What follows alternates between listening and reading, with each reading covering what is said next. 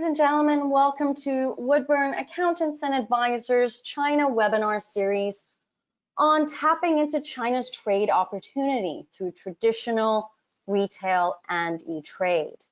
You have joined us for part 2 or day 2 of this webinar series, where we'll be looking at creating your trade model with China.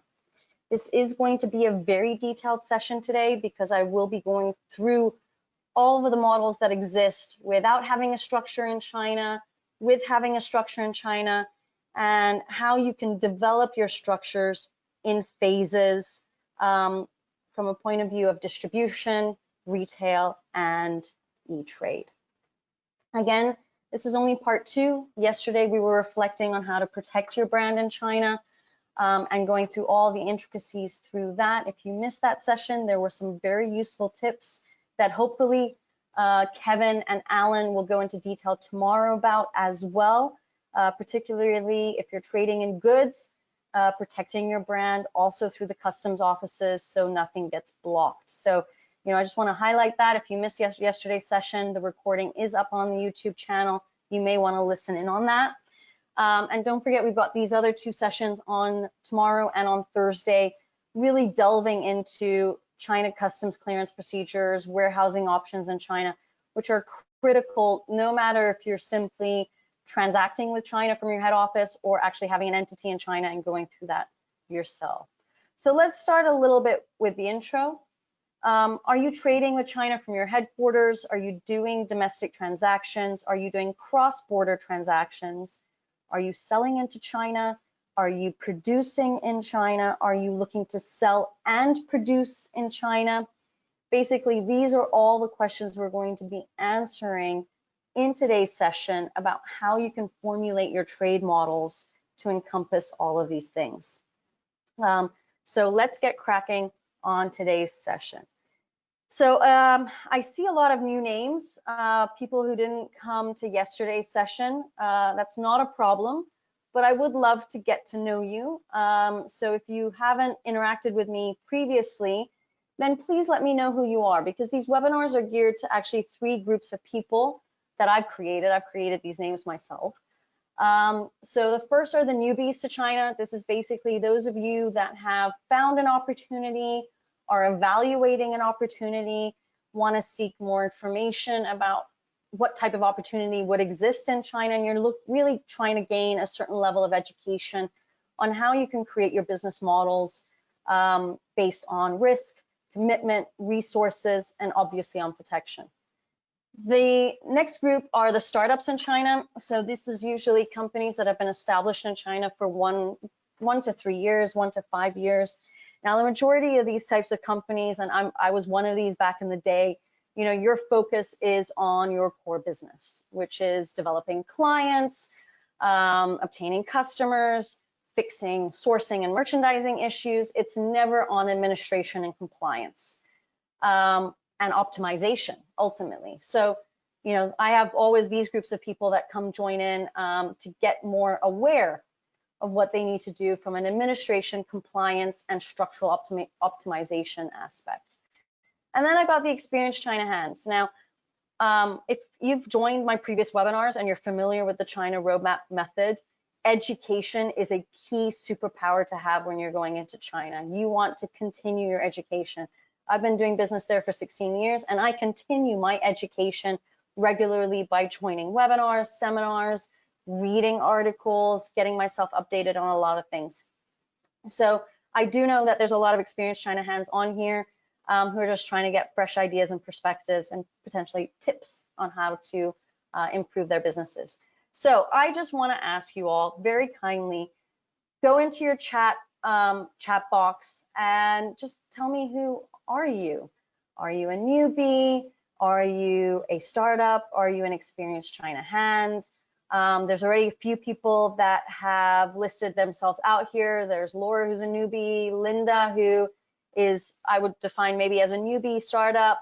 So tell me who you are. Give me a little bit of a guidance of who the audience is. That always helps me in kind of tailoring the presentation. So how my webinars work, if you've never joined one of my webinars before, I am not here to sell you anything. I'm basically here to educate you, okay? Now, to make this worth your while, like I said before starting the recording, this will be a lengthy presentation. It will definitely go over the 60-minute mark. I am recording this session, so if you have to jump off, completely understand that. Go up to the YouTube channel once you get the link, and you can finish off listening to the presentation through the YouTube link. And you'll get a copy of the presentation as well. But this is going to be your time. This is a complimentary session. Ask away. We will have a Q&A. I will be staying on until that Q&A is finished. So until all questions or comments have been answered. So feel free, ask away if something is not clear or you have a doubt, or you just have a general question about the information. A little bit on the technical side. So I don't own GoToWebinar. I've been saying this now on all my webinars lately because I don't own GoToWebinar. It is just simply a platform that I am using to do my webinars.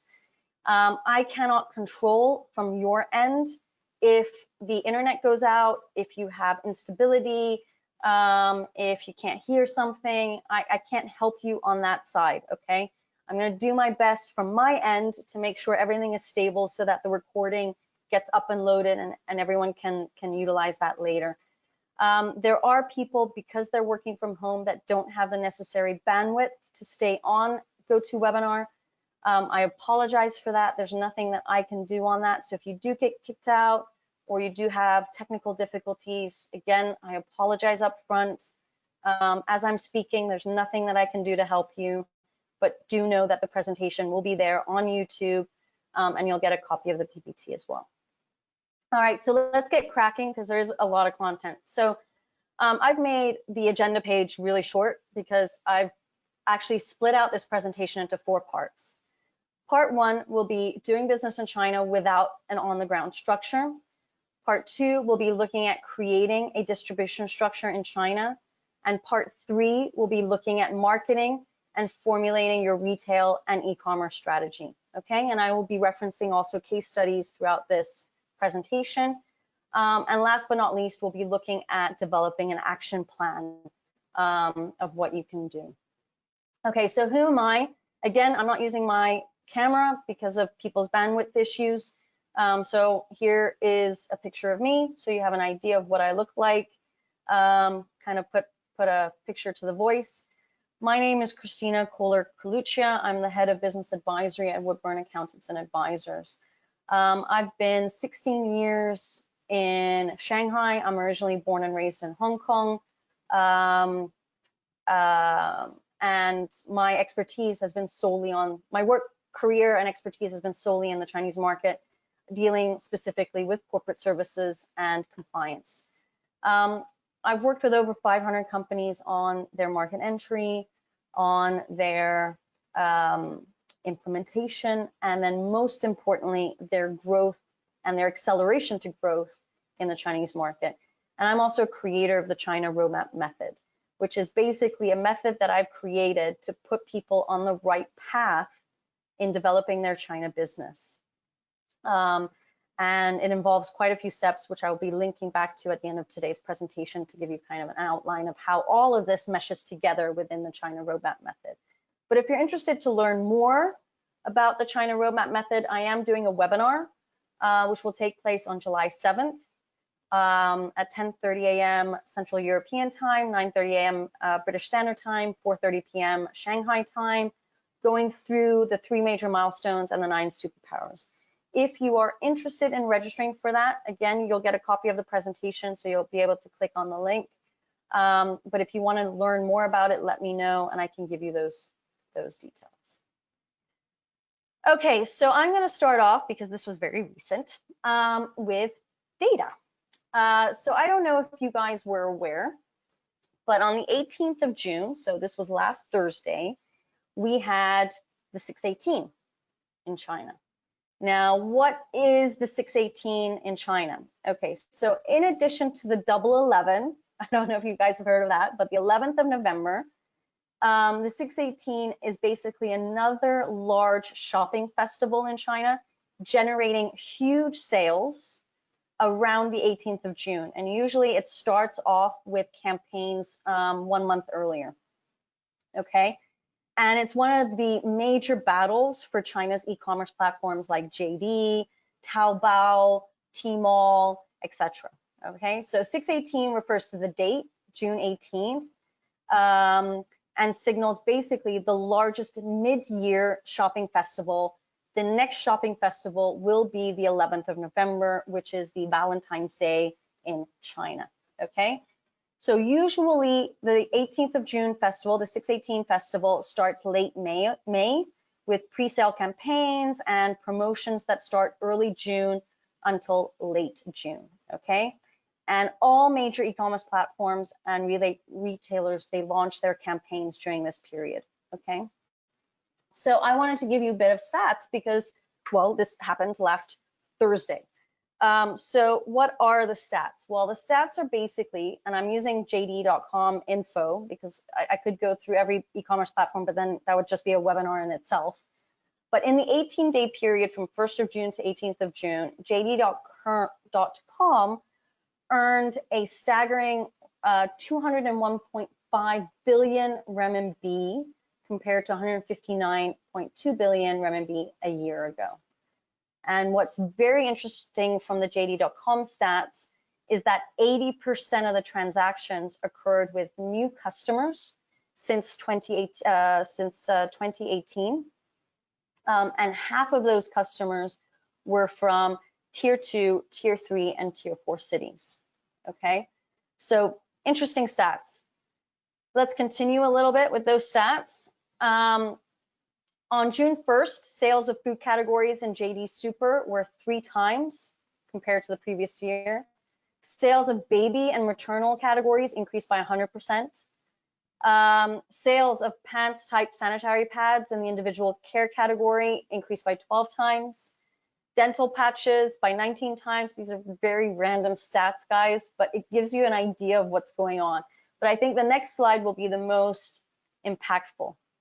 Okay, these were the top performing product categories in the 618 campaign 2020.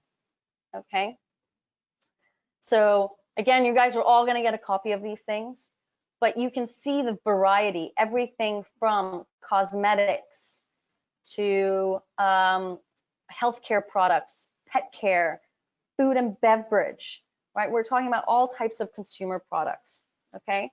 Now, again, I mean, this doesn't have anything to do with wholesale distribution or anything like that, but my goal here is to give you statistics of what is happening right now. And I'm actually quite impressed with these stats considering COVID-19 and that people are actually spending money.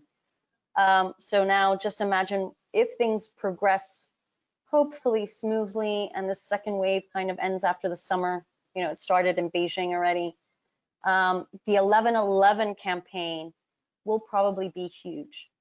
So if you didn't join the 618 campaign this year, you may, looking at these stats, and if you are in the consumer product sector and you're looking to go e-commerce, you may want to consider building up a campaign for 11/11.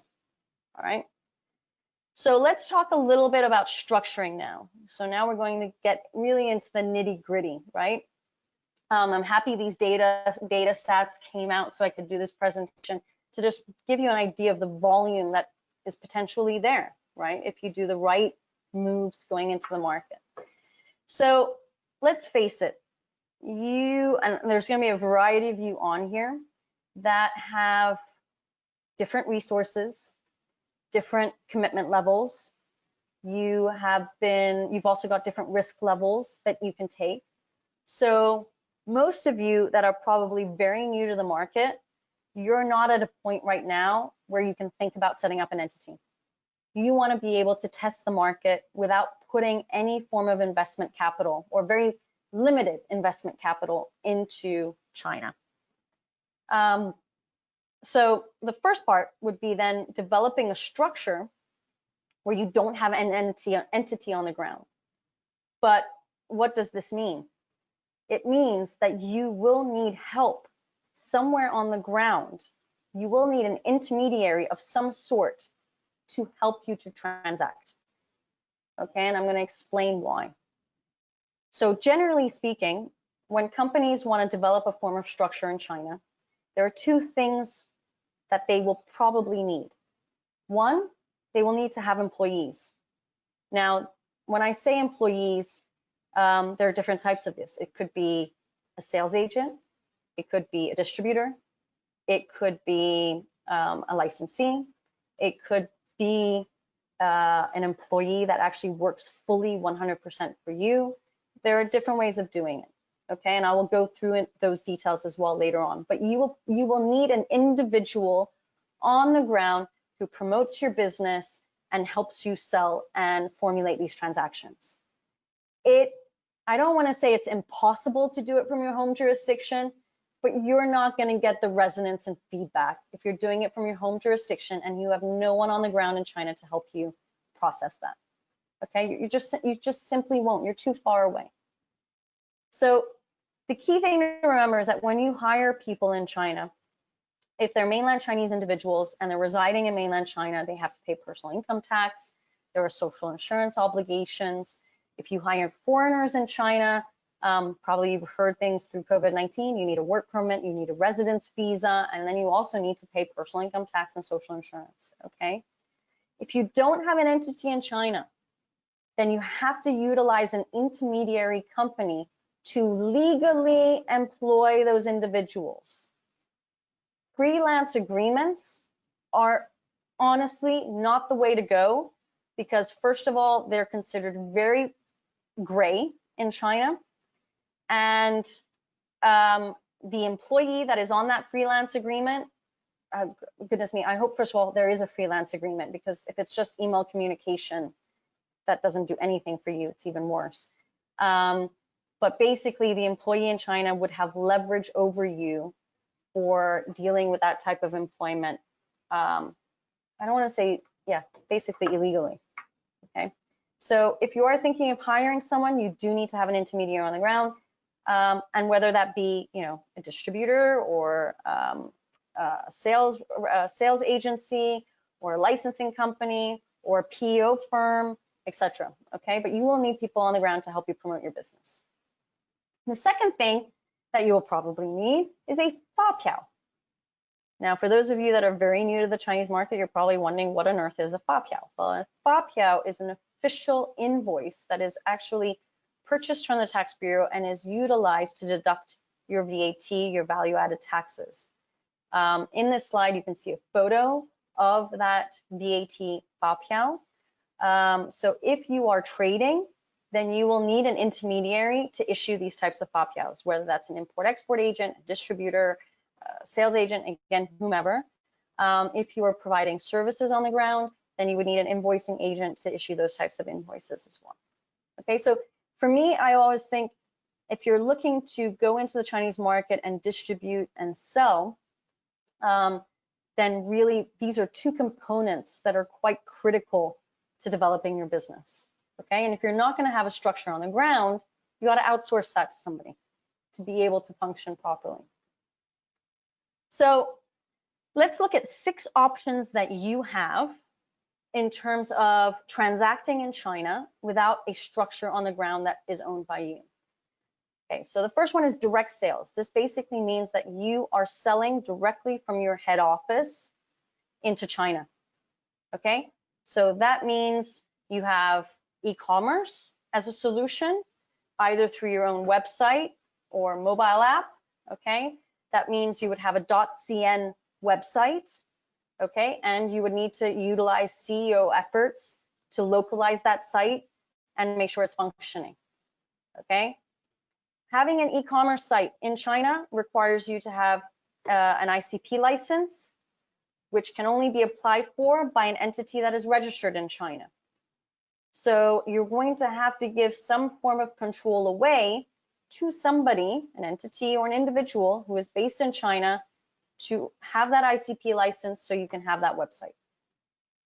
Okay, you can be managing the content on it, but the actual ultimate ownership and control will be with somebody that is residing or entity that is registered in China.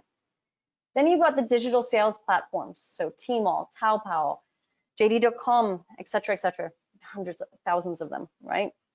Now, again, with many of these platforms, there are criteria now where if you want to join the platform that is based in mainland China, you have to have an entity in China. They want to see your business license, and they also want to see your IP that is owned by you, okay? So that's why I was emphasizing IP yesterday. So again, you would need an entity. However, companies like Tmall, JD.com, they have a global platform that is based out of Hong Kong, where you can join from your head office. It does not give you the same resonance and results as going on the online site that is in China. So it is, again, a balance between resources, risk, and commitment. And then obviously you've got direct B2B sales. And again, that can happen directly from your head office, okay? Now with COVID-19, it obviously makes things probably a little bit more difficult because trade shows are not functioning, or there are these virtual trade shows that I've heard mixed feedback on. But you know, you can't go out there and visit people to try and sell your products. It makes it very difficult, okay? And with time zone issues as well, it's not the greatest of solutions. So you probably want somebody representing you on the ground to initiate those B2B sales.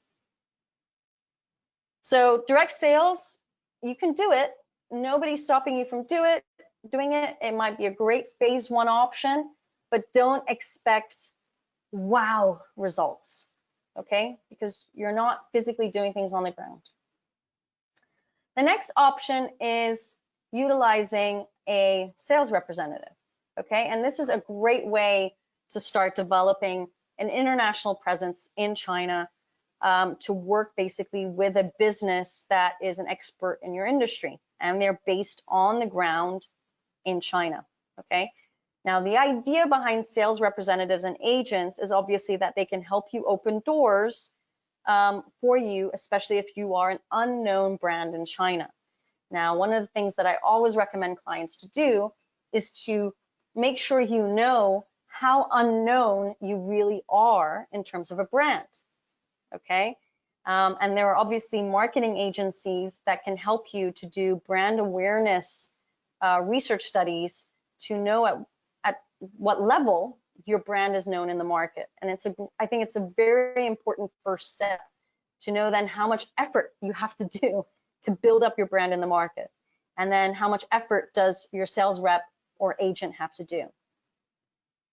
So sales reps and sales agents in China typically get paid a percentage of what they sell, and may also ask for a marketing stipend to offset some of the costs of developing the business on your behalf, okay? Generally speaking, sales agents and sales reps, they don't take on the liability of the goods, unlike distributors, which I will be talking about a little bit later on. Sales reps and agents are purely going down, knocking on doors, opening up those doors, getting orders placed, but the actual transaction occurs from your head office to the client. And in many situations, what you may discover through your sales reps and your sales agents is the fact that people in China may not want to transact with you if you don't have a local entity there, okay? And that mainly has to do with paying your invoices and getting Forex out of the country.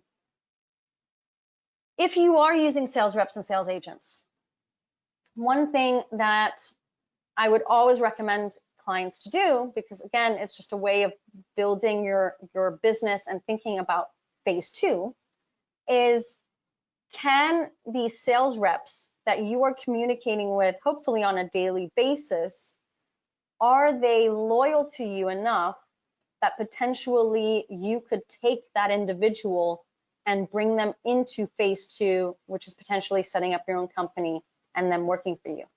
Because if you're developing a relationship with them, which is obviously critical because you earn loyalty, you earn trust, they get to know you, they get to know your business, they get to know your product line or service line in and out, can they eventually work for you full time? Can you kind of take them from your sales agency firm that they then work for you? And again, this is a nice development to go from phase one to phase two.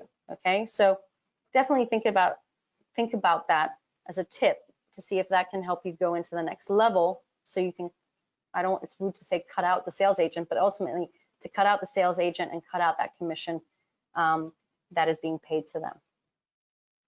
The other way of doing it is similar to the sales agency, where you basically these are individuals that are working for a company that is representing firms in China in order to build their business and build their brand awareness, etc., is to do it by yourself through a PEO firm. So if you don't want to pay a commission fee on products that are being sold or services being sold, then you can hire an individual. So first of all, you can recruit an individual and hire that individual through a PEO firm, a professional employment organization, and this individual basically works on your behalf but is employed legally in China through an intermediary. Okay, there is no back office support because he's not working in a sales agency firm. This is simply an individual where his back office is your headquarter, and you are delegating work to him, and you are expecting certain KPIs to be reached. Okay, but it's another way for you to enter the market through this PEO method. And ultimately, again, what you're hoping is that in phase 2, from this stage of hiring this individual will become your full-time employee and potentially grow up in the ladder of becoming a manager and running that entity that you're establishing. The next one is looking at distributors, okay? And for me, distributors in China, that is a deeper relationship than sales representatives, because typically distributors will purchase your products, warehouse, ship it, market it, sell it, etc. They will take on more risk, but ultimately they will also ask for a larger share of revenue and some sort of risk mitigation for returns and marketing costs. And obviously you can negotiate to have control over your brand and market positioning, as well as other things that are important to your company. So for example, I used the case study yesterday. You don't want your distributor to be registering your IP in China. You want to have that full ownership for you. Okay, so in March, we did a webinar series on building your strategy, and I had a guest speaker called Ellie Adams from Kiva Global, who was explaining all about the relationships of distributors. And she even provided a slide with the, what are the responsibilities of the distributors and what should be your responsibility in that relationship. So if you want to look back on that, go look at the March webinar series, because it helps you to understand through that table what your distributor should be doing for you, where should be the ownership and control for them, and what ownership and control should you hold, okay? Now, the one thing that I want to talk about as a tip with distributors is the following. Many companies who have been transacting with China for a number of years but feel like they're ready to enter phase 2, which is establishing their own entity and taking over control, is that they have signed exclusivity agreements with a distributor, okay? Now, I don't recommend that. I don't recommend just working with one distributor in China. The reason is you are looking at a country that is a patchwork of provinces, territories, culture, religion, food. I mean, it's just, there's so much variety. To choose a distributor that is solely based in Shanghai and to then have the expectation of him or her to be able to sell and distribute your products throughout China, you simply cannot have that expectation. Their network will not encompass all of China. I don't believe that. Okay, so my advice is don't put all your eggs in one basket. If you have found a solid distributor, you don't have to sign any form of exclusivity. Spread your wings, search for other distributors that are in other territories within China. For example, you could split it out by north, mid, south, and west, or north, east, south, and west, if you like to call it like that. But don't have this expectation that one distributor can do everything for you. Okay, don't put all your eggs in one basket. Spread your wings and develop your ecosystem basically your network of distributors and individuals that can help you to build your business in China. Licensing is something for me that has become extremely popular. I don't know, I've had a numerous amount of clients since January that have come in with the concept of licensing, which I think is great. Licensing is a great way to do business. The only issue with licensing is having a solid protection around your IP, okay? Because that is what you're licensing. It's actually your IP or your design or your technology, the critical aspects of your business. So as long as you have a protection method around those things, then I think licensing is absolutely another option for you to look at, okay? So you can license your product, your name, your program, your IP, your design, all aspects of your technology. But again, you know, you want to have as much control as you possibly can. So you want to have these contracts be very tight. Now, one thing that I've learned from a few of my clients since January who are in this area of licensing is that a couple of them have actually said that they want to have entities in China predominantly because it shows commitment to the market and provides a better image when speaking to licensees.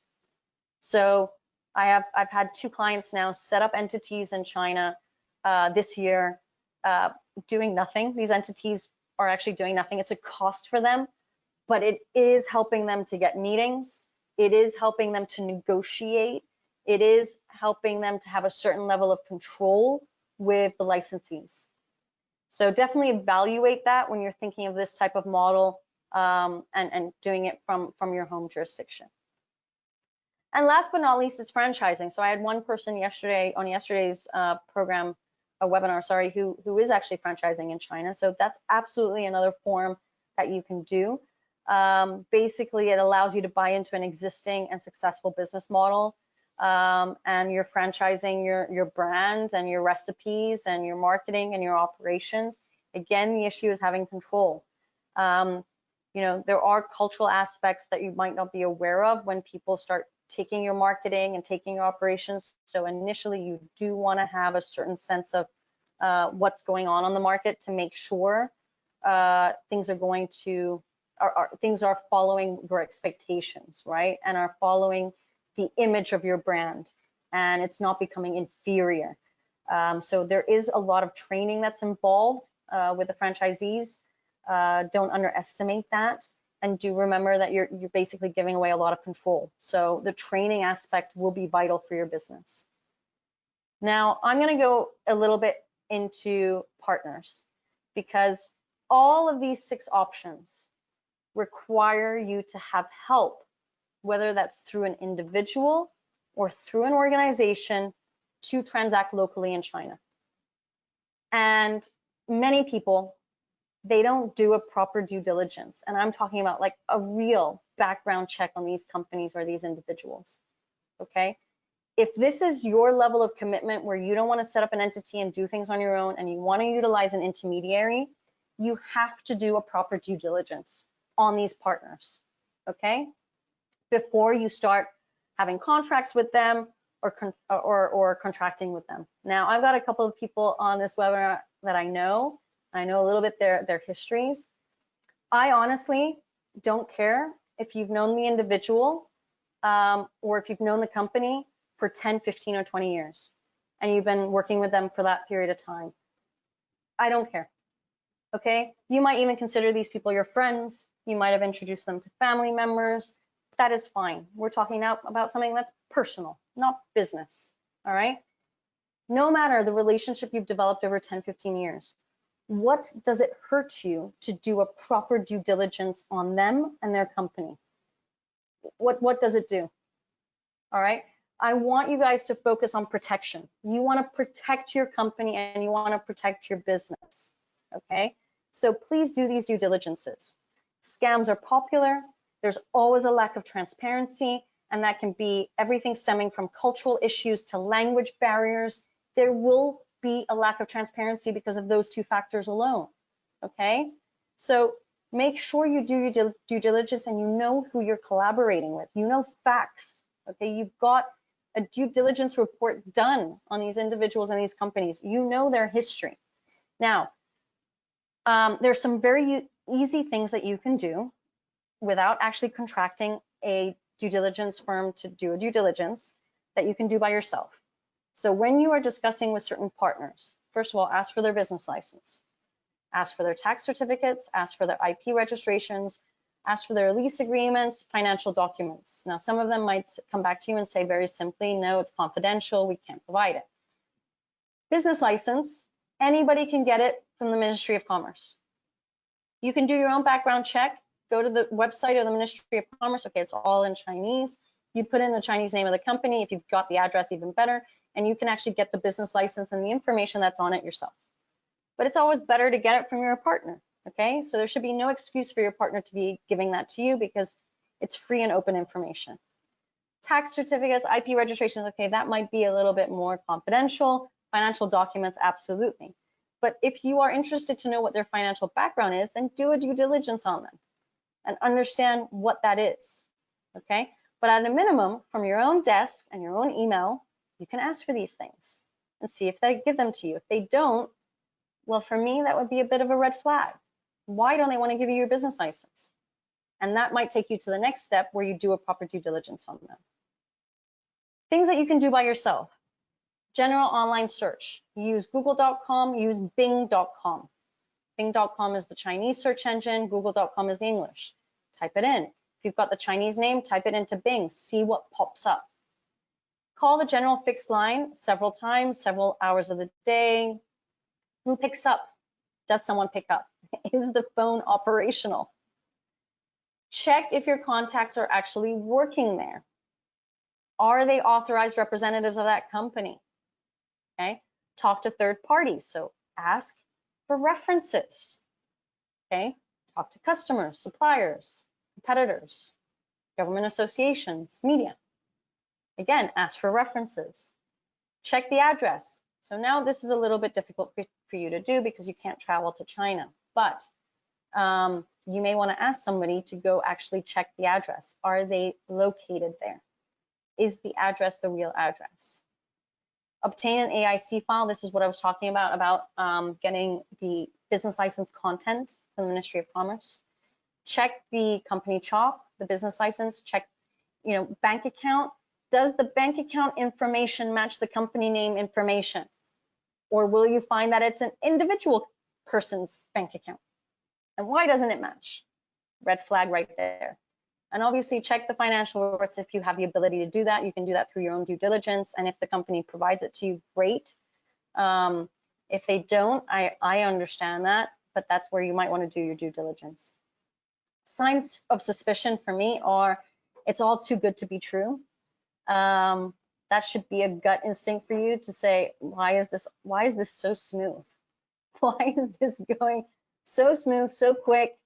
A little bit, strange there. The website is only in English. That's also odd. My website is only in English because that's the market I'm targeting. If your distributor's website is only in English and they're targeting Chinese consumers, a bit odd for me. If they're pushing you all the time. So this is a cultural aspect where, again, a lot of Chinese love to play on the patience of Westerners because we have a lack of patience. So, take your time. Don't rush. Go at your speed. If there's no verifiable track record, no company email address, simply if information doesn't add up, your gut is telling you something's not right, do a due diligence, pay for it, okay? If there are no production facilities, no licenses, and no staff, then who are you actually talking to? If they are considerably cheaper than market average price, that should be a bit of a red flag. If your contact doesn't work for the company, then what are they doing and who are they and what is their relationship to the company? If your contact people are constantly changing, that's also not great.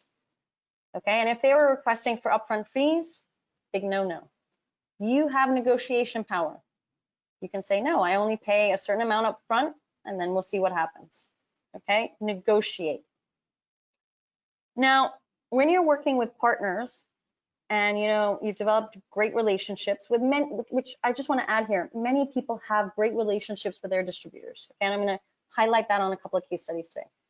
But at some point you may just want to go on it in your own, right? And there might be certain trigger points which tell you to go to the next phase.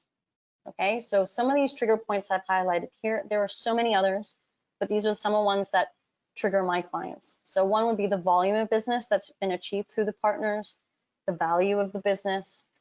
If you feel like you would get more business or win more bids by actually having your own company and being able to issue these FOBCAs, these official invoices in your own company name.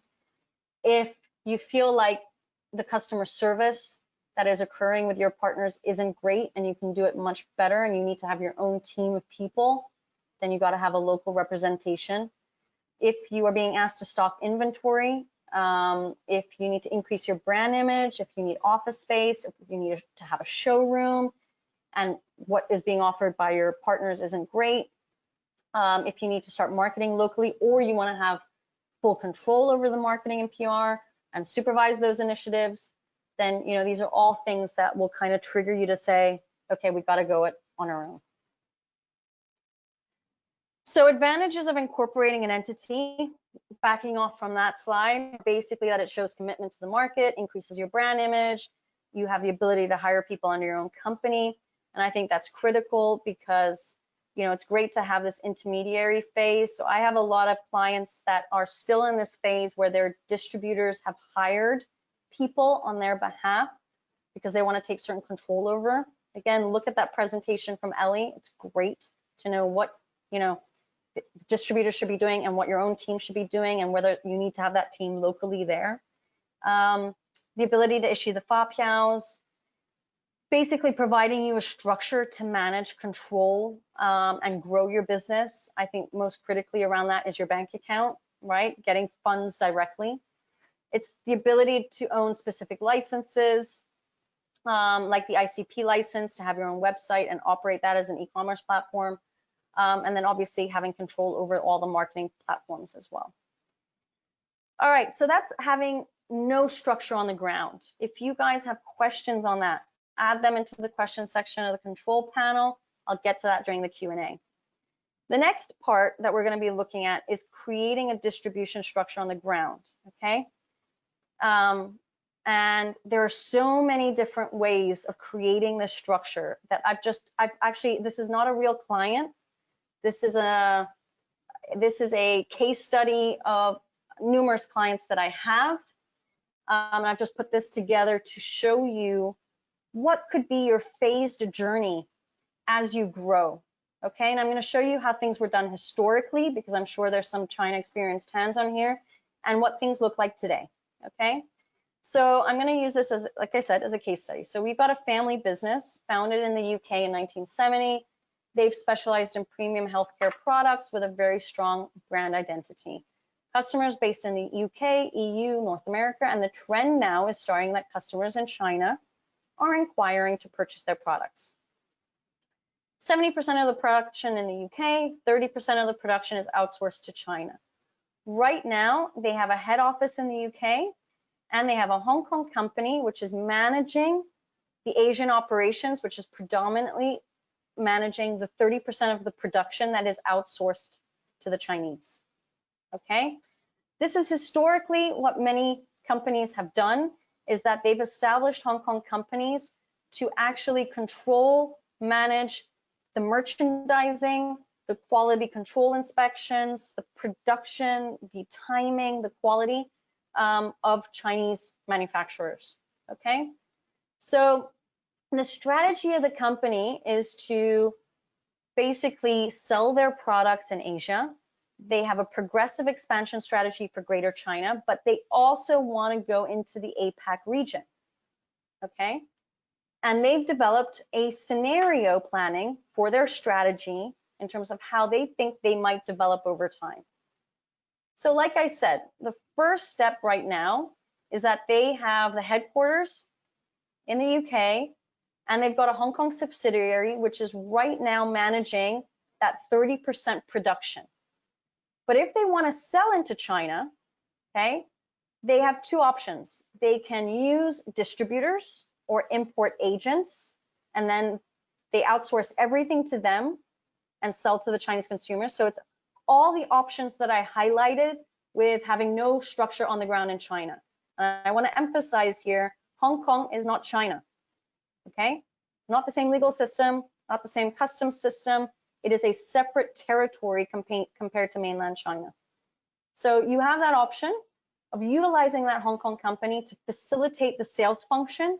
Previously, it was facilitating the merchandising and production. And they're going to use Hong Kong also for the APAC region. This is scenario one, phase one, I would call it. And then you've got phase two, which is, and I want to highlight here, I don't like phase two, but many companies have chosen phase two because of insecurities about the Chinese market. So phase two is, again, they have the head office in the UK that's doing the production. You've got the Hong Kong subsidiary.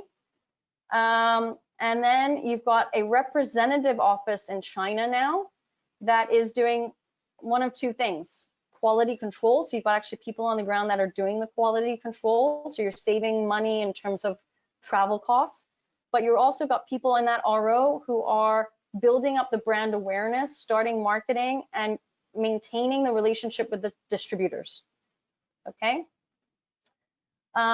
So basically the idea is that the Hong Kong subsidiary is communicating still with the PRC suppliers, communicating with the China rep office in terms of quality control, communicating with APAC customers, and then also PRC distributors, but you've got people on the ground in China that are also helping to maintain those relationships. Again, for me, not the most efficient structure, but this is how some clients have worked out their structure, okay? Then you've got a little bit more of a complicated structure. Now in this scenario, I have left the China rep office in here, but ultimately it would eventually be closed down, okay? But the idea in this scenario 3 is, again, you have the Hong Kong subsidiary maintaining relationships with Chinese suppliers that don't have an export license, meaning, Chinese suppliers that have an export license and the APAC customers, and all those transactions are going through that Hong Kong subsidiary.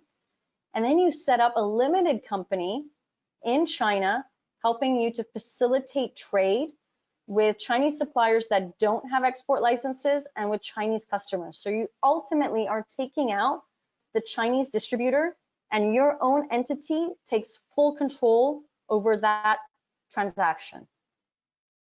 Okay, now reality is, quite frankly, that you may never get rid of your distributor, because you see that he's got a very good hold and grasp over certain clients, and you don't want to get rid of that relationship, but you still want to look for new sales channels. So the Chinese entity that you're establishing is utilized to find those new sales channels and broaden your sales perspective in China, okay, and gain new momentum and gain new customers. The representative office, for me, would at this point be useless. So I would actually eliminate that from the structure and liquidate that entity, okay, and consolidate all functions under that limited company. Okay, now you got number 4. And again, this gets a little bit more complicated because, again, it depends on what you want to achieve, okay? So again, you've got your head office. I've left in, again, the rep office so that you can see how eventually the whole structure kind of looked like. But again, at this point, you wouldn't need that anymore.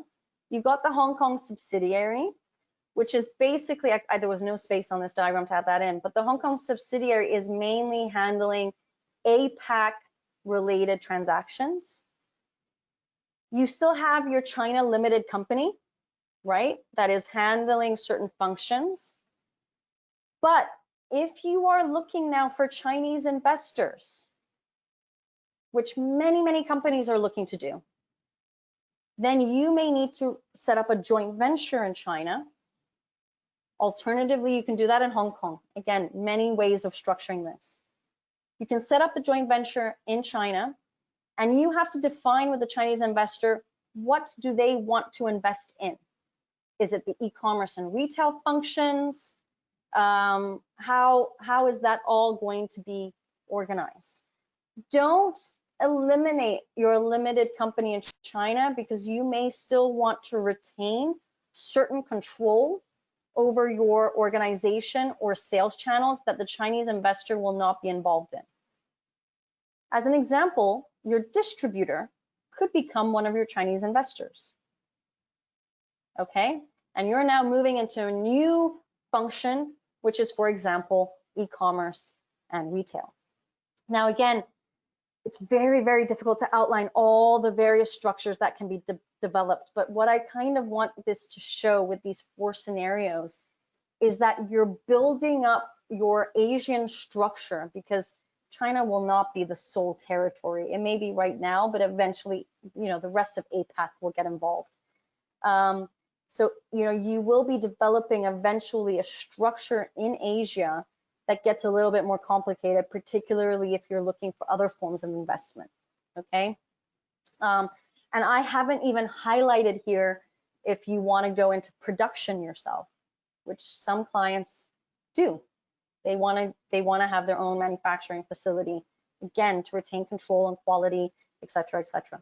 So, it can get even more complicated than this. And what I want to highlight is also that you don't have to have Hong Kong.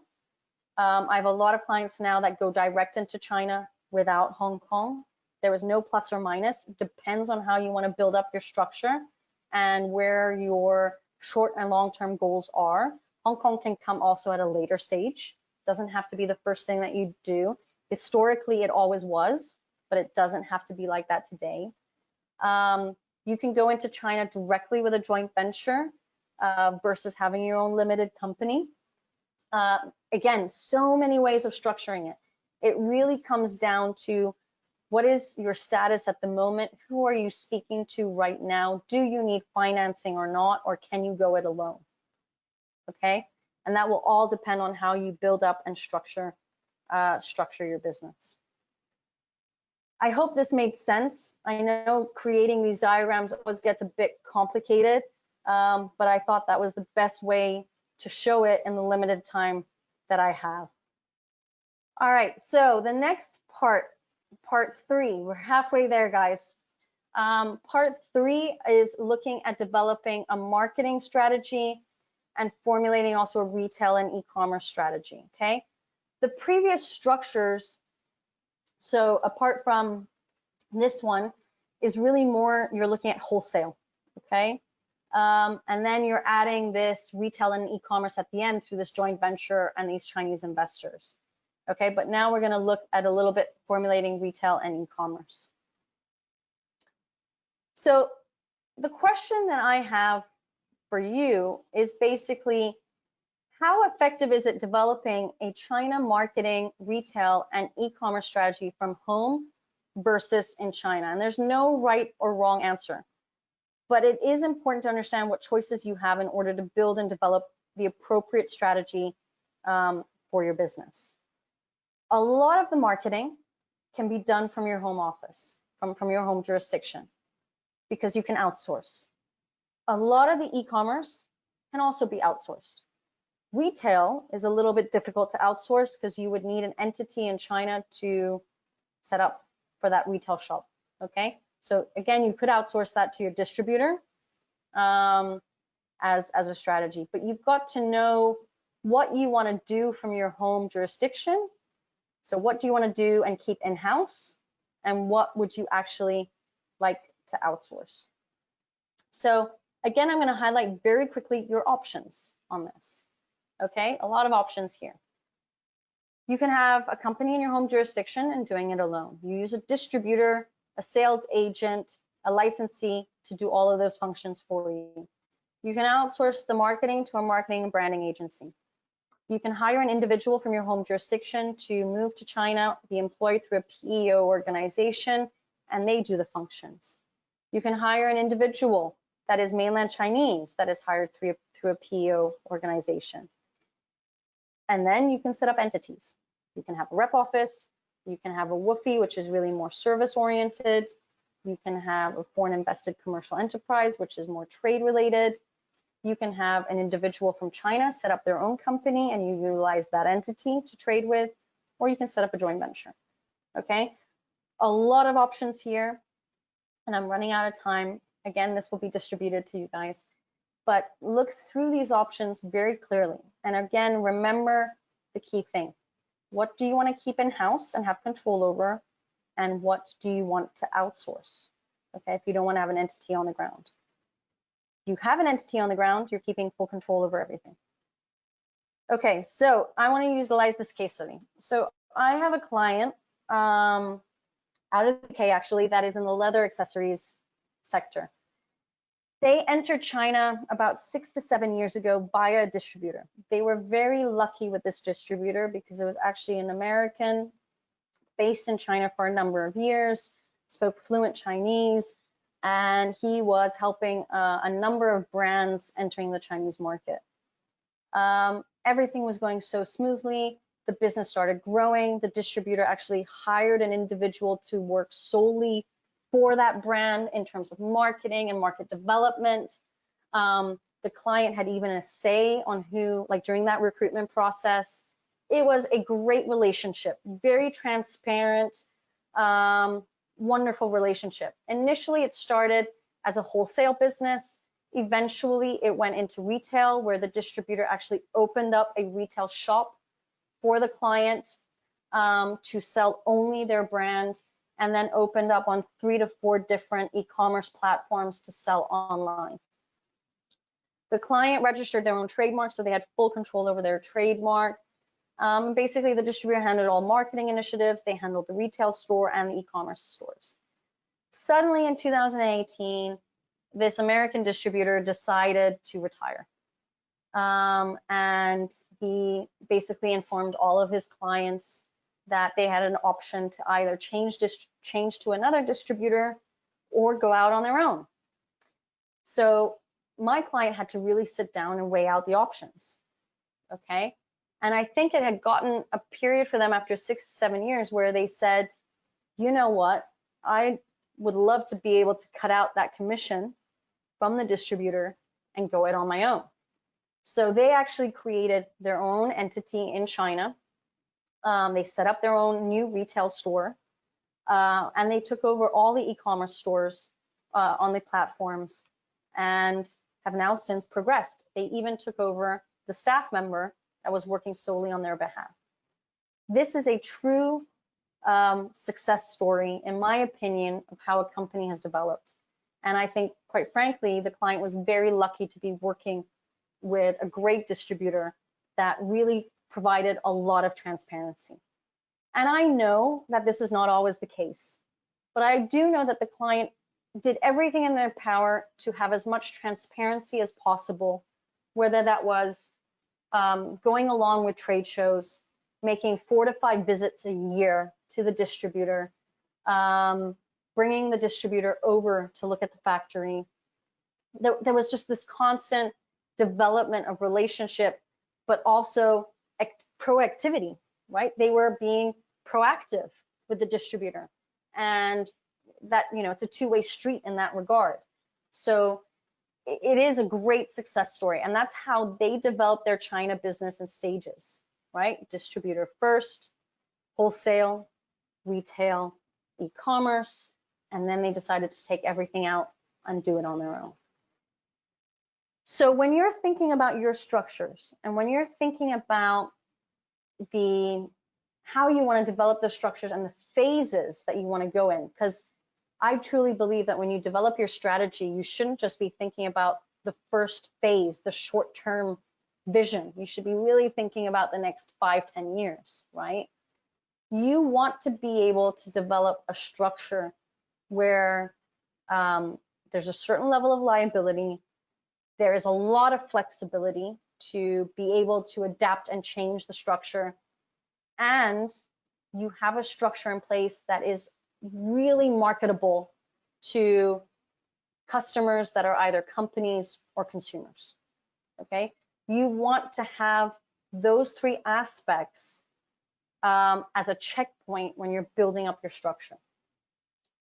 My biggest, simplest conclusion is basically, if you want to be able to generate revenue and trade in China, you either need to have an intermediary to collect that revenue, or you have to have your own entity to do that. If there is no need for the moment to generate revenue, and you are going to give certain control of certain aspects to third parties or individuals, you can do it from home, meaning you can do your trade from home, okay? You've got to understand at what level you're at, okay? But that's probably the simplest conclusion I can give you if you're sort of at this point in the presentation going, God, I'm totally lost about what to develop. But I would separate it into, do you need to generate revenue locally? Is there no need to generate revenue locally? And then let's make a decision of whether we go into the market or not. So I'm going to look a little bit about developing the marketing strategy. I think the main thing that everybody should do when they're going into China is have a WeChat account. And the first step is to have your own individual WeChat account. If you don't have an individual WeChat account, you should definitely go out and set it up. If you're on here today, I'm more than happy to help to verify that account, because it does need a verification when you set it up, so that you have a WeChat account where you can build your ecosystem on it, your network basically, okay? The next step is obviously having an official WeChat account where you're going to build up content around your brand, okay?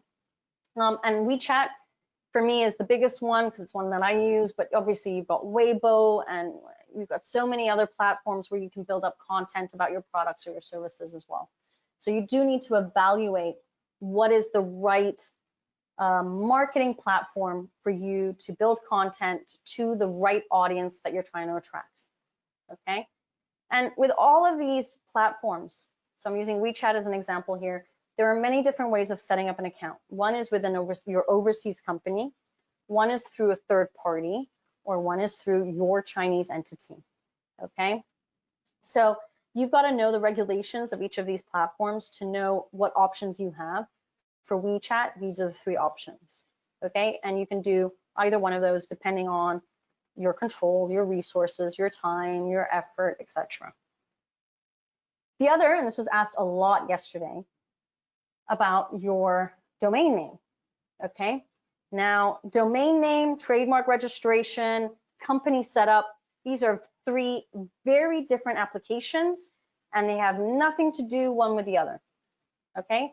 Yesterday, I was focusing on trademark. I highlighted in the Q&A about the domain name, so I'm going to highlight it again today. If you want to have a Chinese domain name, i.e. you want a .cn on your domain name, okay? You can go to GoDaddy immediately following this presentation and register it. You're going to pay something between 10 and I think $50 US, and then you will have your .cn domain name. It is a protection method.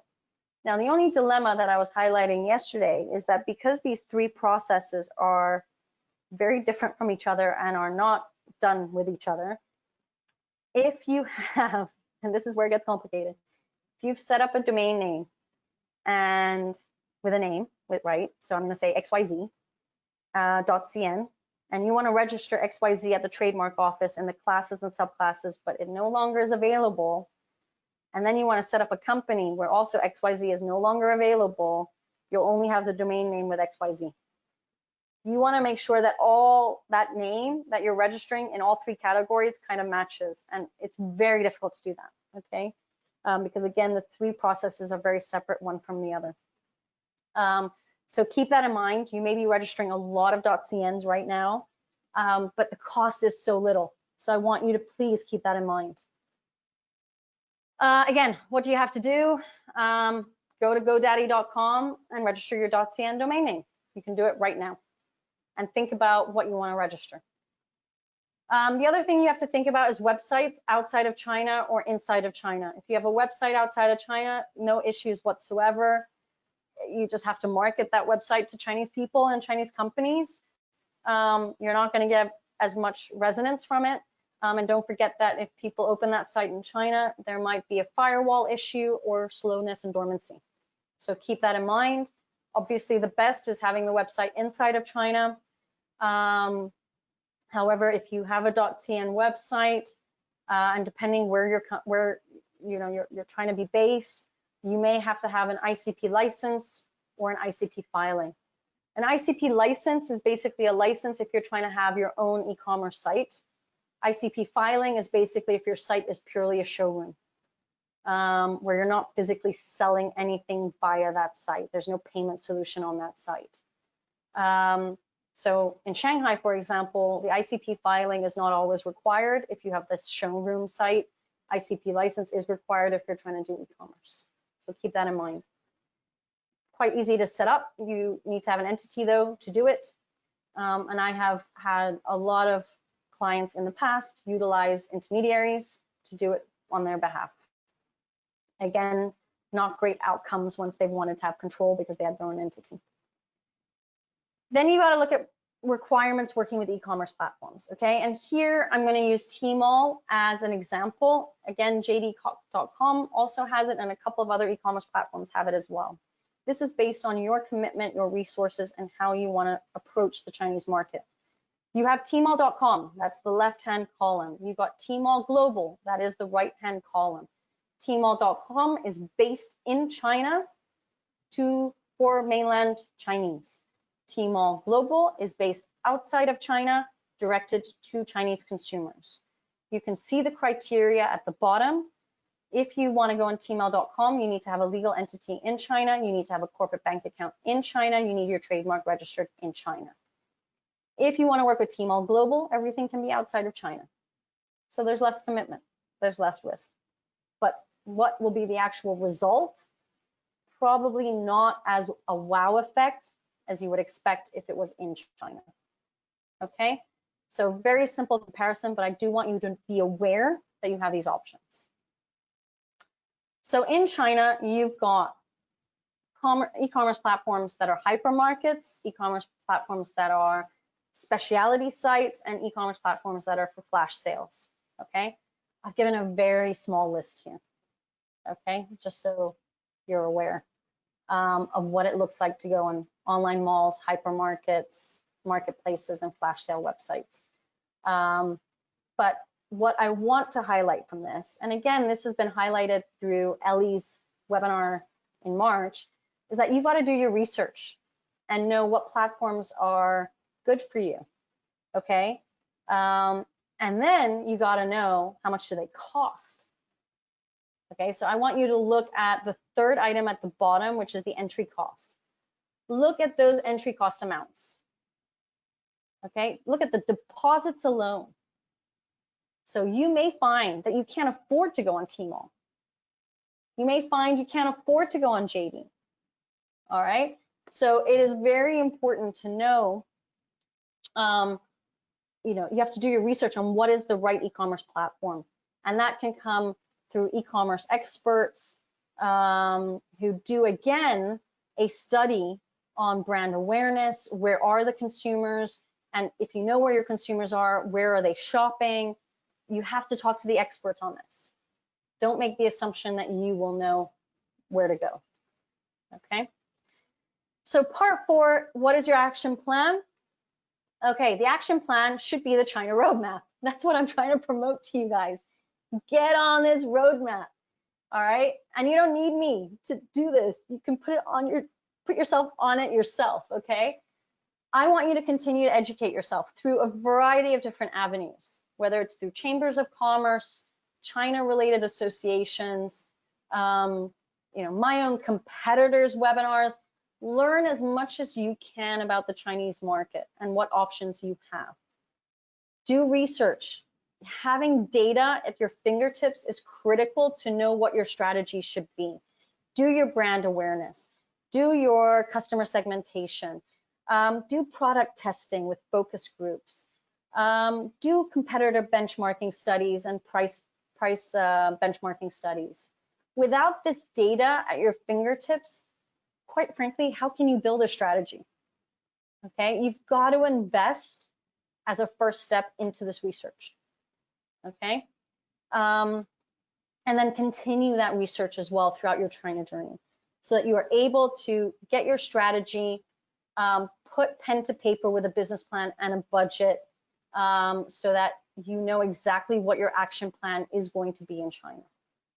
The implementation phase, and again, I want to emphasize here, implementation does not mean setting up an entity. It means setting up a structure either from your home jurisdiction or with an entity on the ground or with a distributor or sales agent or licensee, whomever you are planning to collaborate with. That's part of the implementation process. So that's building your network, your ecosystem of people that are going to help you. Always have backup people, okay? You want to then form protection structures. That's IP related, domain, ownership of e-commerce platforms, ownership of marketing tools. What else is there that I'm thinking? Creating corporate governance, due diligence checks on partners, etc. It's all about the protection aspect. And then you want to develop operational guidelines and system processes. The operational guidelines and system processes, I think, is so critical, particularly if you are going to have turnover of staff and you want somebody to come in and learn, and they have already these documents in place that can teach them and guide them on how you do it, basically, on how you transact and why you, and you don't have to give reasons in there, but you may want to provide those reasons to the individual. Now, if you don't have these 6 superpowers in place and you're continuing to further them in your China journey, you will never hit milestone number 3. Okay, you will get to a roadblock where it just won't happen. And then you'll get to a standstill where your question will be, why am I not growing? Okay, if you don't get these administrative compliance, optimization aspects into your structure, you'll never hit milestone 3. And milestone 3 is being able to read your financial management reports related to your China business, being able to analyze them to then make decisions swiftly, solidly in order to be able to grow. Okay, and this comes all then with developing your trade structures.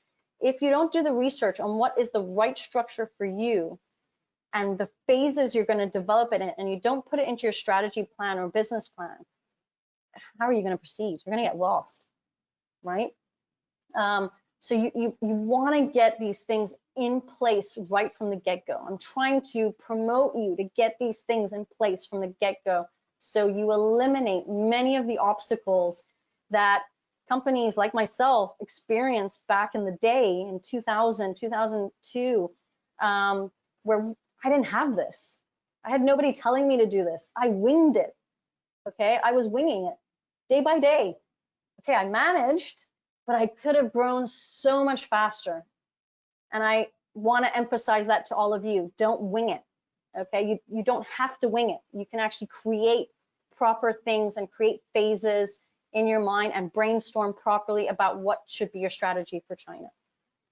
So I'm gonna bypass all of these slides because it goes into detail, which I've done on the previous slide, about the 3 different milestones of opportunity, implementation, and growth. So how are 4 ways we can work about creating your trade model? So one is just simple. I put advisory because it sounds more professional. Quite frankly, I call it brainstorming. You want to be able to brainstorm with someone about creating your trade model, okay? Find, I don't want to say a mentor or coach, but find an expert on the market that you can talk to. Quite frankly, find more than one so that you can get differing opinions about how you should be creating your trade structure, okay? One of the services that we do offer, again, as part of this whole brainstorming, is going through your strategy, your business plan, and budget validation. And this is what I love doing, which is basically countering you, asking you questions. Why are you doing like this? What's the reason? Have you thought about it in a different way? Okay, that's the whole point of this, the brainstorming aspect of going into the Chinese market. So if you guys want to have a brainstorming session, I should have put brainstorming session. I'm going to put in the link here the code, and you can set one up. Happy to discuss with you for 30 minutes or up to an hour and just brainstorm a little bit with you. If you want to add me on WeChat and just talk to me, if you do have WeChat, this is my ID. I'm also putting it into the chat section. If you want to email me, you can also do that, woodburnglobal.com. And I'm also on LinkedIn. I'm quite active on LinkedIn, always updating posts and things like that about what's happening in China. I don't know my website on that, but if you just search me up, Christina Kohler Coluccia, Woodburn, you can find me. So you can also add me there.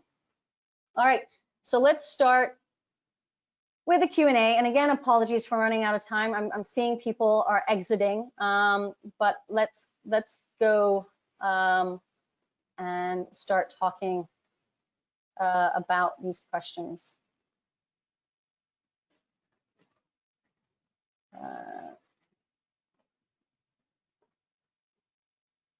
Okay, so there's a question here from Jack. Is there an expectation or acceptance from distributors that you as a business would look to establish multiple regional distributors relationship? I.e., are they going to be offended that you're shopping around? Jack, I don't think it's a matter of being offended. I think you have to have a direct conversation with them and say, what are your capabilities? And I want references on those capabilities. I think you would do the same if you were based in the US, Canada, or UK. You can do exactly the same in China, right? You want to know what their experience is, who are their clients, and in what cities have they been able to sell their products. And they might not tell you who they know or who their connections are, but you need to know a little bit about their background, right? So be direct with the distributors and say, what are you capable of? Where are you capable of doing it? And can you give me references? All right. Will they be offended? I think, let's backtrack. They might get offended at the point of not wanting exclusivity. So it's always a negotiation. A lot of these distributors will say, well, we want to have exclusivity. And then you have to answer back and say, why?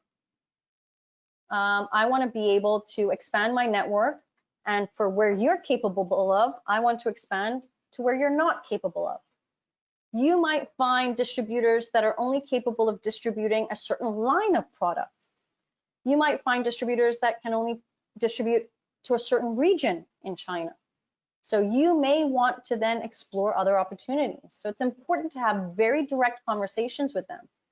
Don't diddy-daddle, just be direct. And again, this requires a lot of conversations and discussions, but it also should come down to a due diligence that you do. And like I said, you can do a lot of that due diligence from your desk. From a cultural perspective, in terms of losing face if you don't sign exclusivity, it's business. Okay, so it's a negotiation when you are saying to them, I don't want to sign an exclusive agreement. They will say, well, then we don't want to work with you. And you'll say, well, I don't want to work with you if I have to sign exclusivity. And it's a back and forth until they accept there'll be no exclusivity. One thing I want to highlight when you're talking about these distribution agreements and the negotiation is you may want to have a lawyer on the ground in China that supports you in terms of what is legally acceptable in China from a legal side. Okay, not from a cultural side, but actually from a legal side. You want to be able to know what your rights are when negotiating a distribution agreement. So please do invest in having a lawyer on the ground. That's part of building up your ecosystem and knowing who you can contact to discuss those terms and conditions. Jack, I hope I answered your question on that. So Mika was asking how to find a good distributor in China. Okay, I don't do distributor searches. I did when I first started my operations in China, and I just found it so difficult to be accurate. I'm not an expert on that. Here's what I would do to find a distributor in China, okay? First, I would do a lot of things by myself. And that means I would do Google search and I would do Bing search. I would look on Alibaba.com. I would also investigate a little bit the Tmall shops, Taobao shops, to see who are the companies that are listed and see if they're distributors.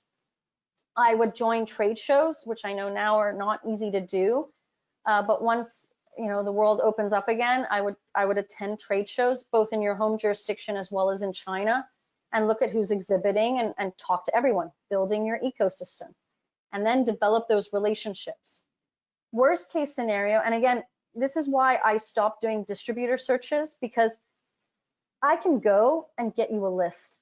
Anybody can go and get you a list. Whether that list is actually good or not, being that I'm not in your industry or sector, I cannot tell you. Only you can, which is why I say a lot of things can be done by you sitting at your desk at your computer and doing these types of searches. You can even go on LinkedIn. A lot of people in China have LinkedIn China, and they're posting stuff and they're on there. So you can also use LinkedIn as an avenue. Type in your product and say distributor and find people that are in China. So, you know, the only thing that I will say is to maintain relationships with people that you've just connected with, you need to have WeChat to further those discussions. Okay, so WeChat should be an important aspect that you think about doing as an individual. All right. But yeah, I mean, you can also, look, Mika, you can also go to these research companies that can get you these lists. But to know really if that list is valuable for the money that you spent on it, I don't know. I think it would be better if you did that research yourself and made those evaluations right there and then as you found companies. And obviously it takes time, and then you've got to maintain those relationships, but that's how I would do it. Another thing you could do, sorry, I've got ideas are kind of popping up in my head, is that you could, depending on which jurisdiction you're from, you could become a chamber of commerce, a member of a chamber of commerce in China, whether that's Beijing, Shanghai. A lot of these chambers of commerce have membership offices in many of the big cities. I'm a member of 4 different chambers in Shanghai alone, 4 or 5, I think, 4 or 5 maybe. And you get the membership directory, where you might then also find in that membership directory a lot of distributors that are promoting their products and services. So think about that. Jihong, we would like to set up WeChat via overseas company. Can you share the details? Jihong, I'm not a marketing expert. I don't do that type of service where I set up these types of accounts. You can easily do that through marketing agencies. If you guys would like to have contacts to marketing agencies, I have quite a lot in my ecosystem that I'm more than happy to share with you. A good portion of them have offices in the UK as well, but many of them are solely based in China. So if you would like that, message me, send me an email, and I can share that list with you. Paul was saying, why is it important to have a .cn registration? Paul, it really depends on your strategy. I don't have a .cn registration, and I don't have one because I'm not marketing to Chinese individuals or mainland Chinese companies. My focus is foreign investors. You are all based overseas, so I have a .com website where you can find me. It depends on what your strategy is, and if you are looking to market yourself in the Chinese market, then having a .cn website which is hosted in China, so your .com website is not hosted in China. Yeah. So if my staff, sometimes they can't gain access to my website, either because of firewall issue or just because of the slowness of the connection to the .com. So the .cn would basically help people to search for you through the Chinese search engines. It would act as your showroom if that's what you want it to act as, because then people can gain better access to it locally. And then Paul was asking, can you have a warehouse in China and sell on Tmall Global? So you sell international but deliver locally? No. So usually when you work, so Paul, if you're joining tomorrow's or Thursday's session, this is actually a question you should be asking Kevin and Alan, because they are the experts in this. As far as I am aware, your products will still be housed on Tmall Global. Your products will still be housed outside of China and will then have to go through an importation process to the customer. It cannot be warehoused in China and not go through that importation process, because your Tmall Global account is owned by your head office, which won't be in China. Okay, so because you're selling from overseas, the goods have to come from overseas. It has to match. It has to go through an importation process. If you have goods in China already, and if you are producing in China and you want to sell in China, and you don't have an entity there, and you don't have an intermediary there, the only solution is that you export the goods and re-import them, which is a waste of a lot of money and time. So if you are producing in China, you will need to have an intermediary on the ground to help you to sell it, whether that intermediary is your own company or whether it's an intermediary, import-export agent, distributor, whomever. But be aware, if you use somebody outside of yourself, they will know who your suppliers are. And you will have to have a protection system in place so that they don't take the business away from you.